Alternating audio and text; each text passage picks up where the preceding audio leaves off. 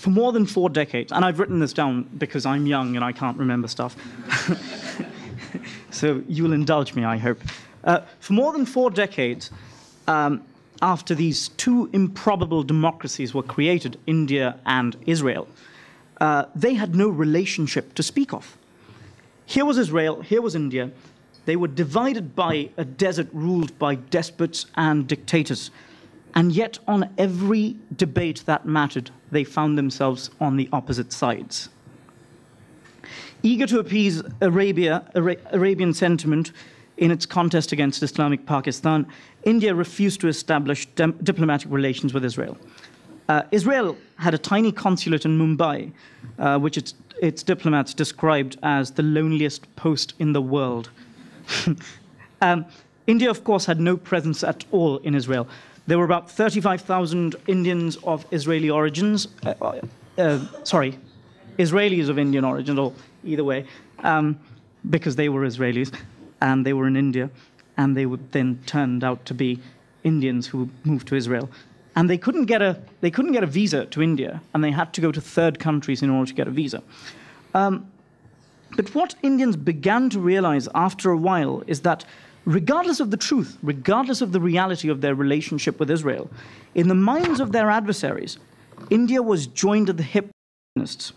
You could take the non-existent Indo-Israeli relationship, seal it in a bag, douse it with kerosene, incinerate it, and then stamp on the ashes. It would make absolutely no difference to the purveyors of Indo-Zionist conspiracy theories. To them, everything that went wrong in the world was a fault of Indians and Jews. In 1971, for instance, Pakistan carried out the single biggest genocide of Muslims since the birth of Islam. When this resulted in Pakistan's dismemberment, its leaders placed the blame on an Indo-Zionist plot to destroy Islam. In 2009, I'll give you another example. I interviewed the leader of Lashkar-e-Taiba. This is the group that carried out the attack in Bombay in 2008. And we met in a Subway restaurant in Lahore in Pakistan, and we shared a salad. He was watching his weight. He's diabetic. And I asked him, what are you going to do after you liberate Kashmir from India? He said, we've got the Jews to deal with after that. So just keep that in mind. It's almost as if Israel and India were thrust together by their enemies.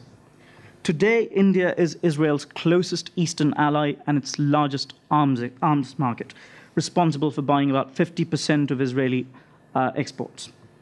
Non-military trade exceeds $4.5 billion. To put this in perspective, in 1992, our trade amounted to $180 million. Today, it's $4.5 billion. Once India and Israel sign the free trade agreement, it will be $15 billion. Israel's tenacity in dealing with its enemies has many admirers in India. Anyone who remembers the state of Indo-Israeli relations just a decade ago will be stunned by the results of a recent global survey carried out by the Israeli Foreign Ministry. Once a bastion of anti-Israeli sentiment, India was found to be the most pro-Israeli country on the planet, well above the United States. That is quite staggering. But the downside of this affection for Israel in India is that it reduces Israel to a security state in the Indian mind, because Indians' exposure to Israel is filtered through news of terrorism and war. Israel's determination to defend itself is real, but that's only a part of the Israeli story. Israel has much else to offer: its rich culture, its technological advances, its art, its music, its cinema. But despite the growing trade, I don't think many Indians know about these aspects of Israel.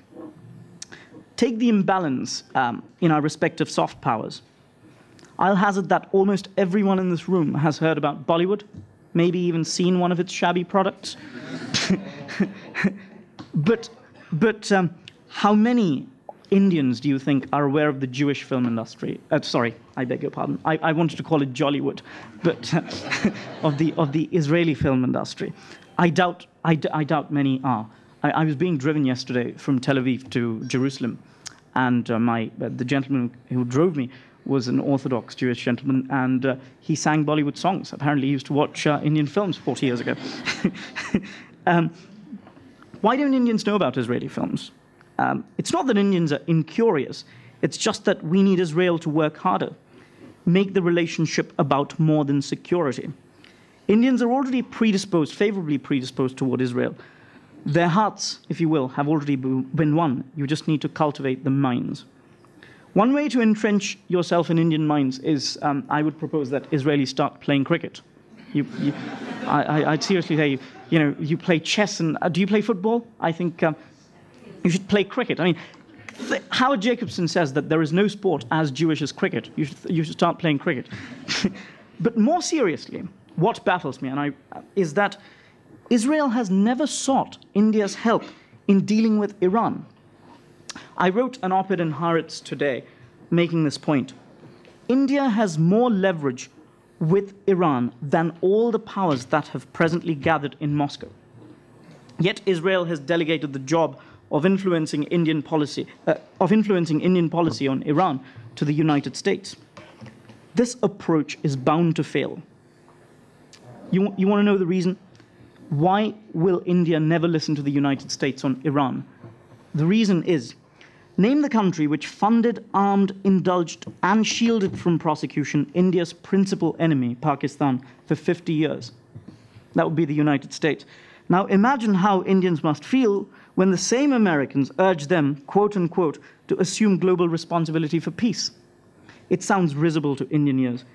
But if Israel were to approach India directly, I believe it would generate genuine sympathy. For a start, Indians can readily identify with a fellow democracy anxious about being attacked by a neighboring theocracy devoted to its destruction. Israel has a long history of offering India help whenever India was in trouble. In 1962, when India went to war with China, and during successive wars with Pakistan, Israel offered India help. Israel has an enormous fund of goodwill in India. It's about time, I believe, its leaders did not stop flinching from cashing that goodwill. Thank you.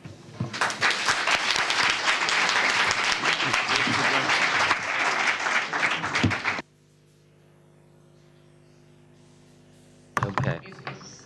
Speech about what we think about Yeah. China. Well, as a professor, I often fail students who do not answer questions directly. And I'm not going to fail myself. So I will address the topic for this panel, the secret of Asia's success first. But then I also know that I have to be responsive to the professor in this room, the moderator, and I will end up saying something about China's role in the world. In my professional career, I've observed something very strange. Countries succeed first, then there are stories about them. When they're succeeding, you don't know the real stories about them. You tell stories about the success only afterwards. Now we have the case of China. So what's the secret of success of China? It's a very political issue, actually. Let me give you the standard economic version of this success. As Edward just said, the first and foremost ingredient of this success secret is really embracing globalization. If you look at East Asia and then China, poor countries that want to grow much faster cannot do so without exports because they do not have enough domestic demand. And China followed the footsteps of Japan, Taiwan, South Korea. In 1978, when China just opened up its doors, China was the world's 21st largest country in terms of trade. Today, China is the world's second largest trading power. It's all in 30 years. And without foreign trade, China could not have grown 10% a year for the last 30 years. So this is number one. So embracing globalization is clearly very important. And another secret of success is actually not that unique to China. That is, again, very similar to East Asia demography. China 30 years ago had a very young population.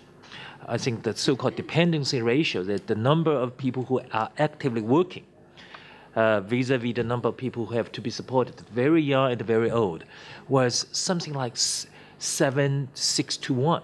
Today, China is almost 4 to 1, 5 to 1. So China in the future will grow old before it grows rich. And that's a powerful engine of economic growth. And another very powerful engine of economic growth in China is urbanization. 30 years ago, less than 20% of the population in China lived in the cities. In the cities. So today it's about 45%. And if people move from the countryside into the cities, two magical things happen. One is that they all of a sudden become very productive because they give up farming. Farming does not generate a lot of income. They now engage in modern activities, economic activities.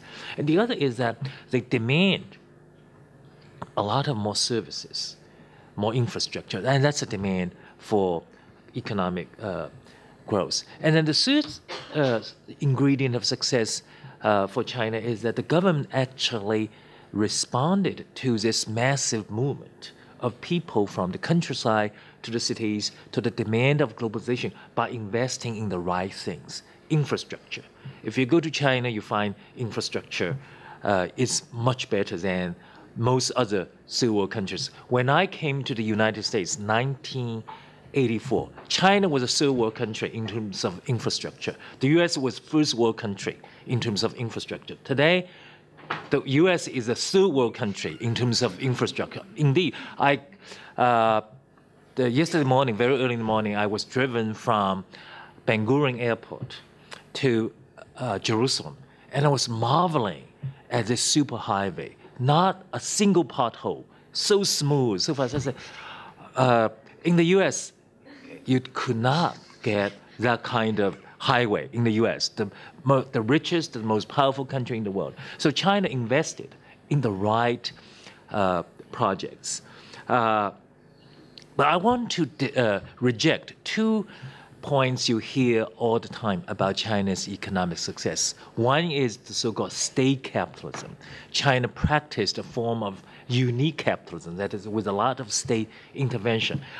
Based on studies by academics, you cannot prove that state capitalism actually delivered economic success in China. Because if you want to define state capitalism in terms of the role of state-owned companies or state-directed investments outside infrastructure, the results are not very efficient. And the other argument you hear is authoritarianism, one-party rule. If you have one party in charge, decision-making is far more efficient. Yes, efficient in making the right decisions, but also very efficient in making the wrong decisions in authoritarian. So mistakes get multiplied in an authoritarian regime. But the future for China does not look that bright because many of the favorable factors responsible for China's growth are disappearing or have disappeared. Globalization is running into very strong resistance because China today is such a powerful trading country. It cannot export a lot more to the rest of the world. So there's resistance to Chinese exports. And also the Chinese society is aging very fast. And the forces that drove Chinese growth in investment can no longer deliver the next stage. As Edward observed, China will have to embrace innovation, and that is very difficult in a Chinese context. The Confucian culture, very hierarchical, and the Chinese political system itself. So how does China see itself as a world power in the future? There are three things that determine a country's behavior in the global system. One is interest. The other is ideas. It's how it views what kind of vision it has for the rest of the world. And the third is the nature of its political system at home. So if you look at these three elements, two things are not very favorable for China in terms of playing a very active role in the international affairs. China does not have a liberal idea for defining its role in the world. It does not see itself as maintaining a world order that is open, that is rule-based. China's vision of the world is very parochial. It sees the world only from the perspective of its self-national interests. So China today is largely a free-riding power on the liberal order established by the US. The second one is the domestic system, the political system of China. China today is a one-party state. And because of that, the ruling elites in China view the liberal order politically as a threat, because it sees the liberal order in political terms that are fundamentally incompatible with its long-term survival. So that, again, pits China against the liberal order of the West. The only thing that works for China and the rest of the world is self-interest, because today China is so closely connected economically with the rest of the world. So it has to play some sort of active role in defending its interests in the world. That's why you look at China today, it does not actively support rogue states, even though it does not want the liberal order to destroy rogue states. So in the future, you see a very conflicted China in global affairs.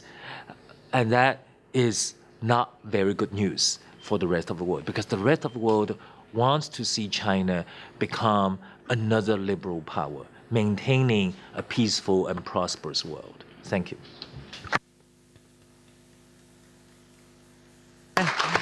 Although I would like to ask many, many interesting questions, I see that the members of our panel are getting very excited because we heard very many challenging ideas, which not everybody agrees with everything which was said here. So please, Mr. Letrak, if you could take your...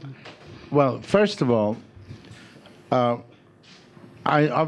don't disagree with what I just heard, but, you know, since 1976, since the death of Mao Zedong, China has entered and started participating in perhaps 100 organizations around the world.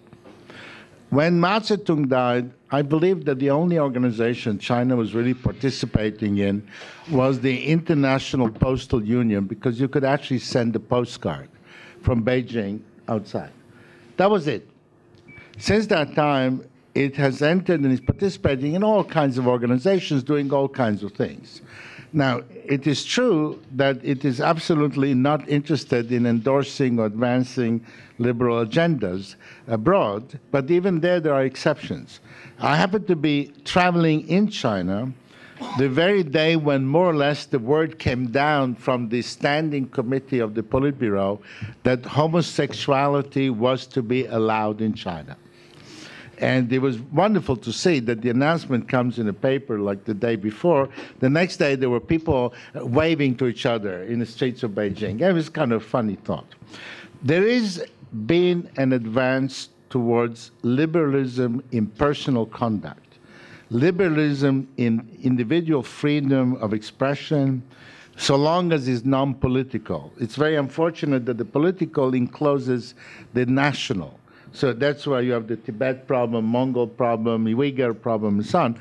But there's been a huge advance of freedom, and this freedom has taken place under the control of this Communist Party. But this Communist Party has some other peculiarities. One of them is that regional governments can sometimes have huge influence. For example, I believe that the people responsible for ruining Chinese relations with Myanmar, which was very difficult to do. It was very difficult to ruin relations with Myanmar. It was much more easily done with Japan over the Senkaku incident. The Japanese were moving to Beijing, and Osawa, Ichiro, and so on were really pushing to go to Beijing, and China kicked them. So it wasn't China, it was a handful of people who do this kind of incidents. But the thing is, when you look at the functioning of the system, you find that the Fisheries Law Enforcement Administration of the Ministry of Agriculture and Fisheries, individually, independently, without anybody telling them to do it, can actually create incidents with Vietnam and the Philippines. You discover that the Maritime Surveillance Organization creates incidents with Japan.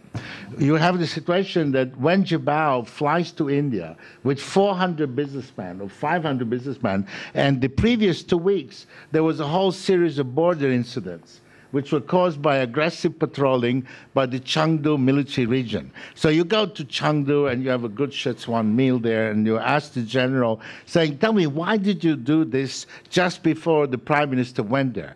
He said, well, you know, we have our responsibilities. We have to, the Indians were very aggressive, so we have to maintain.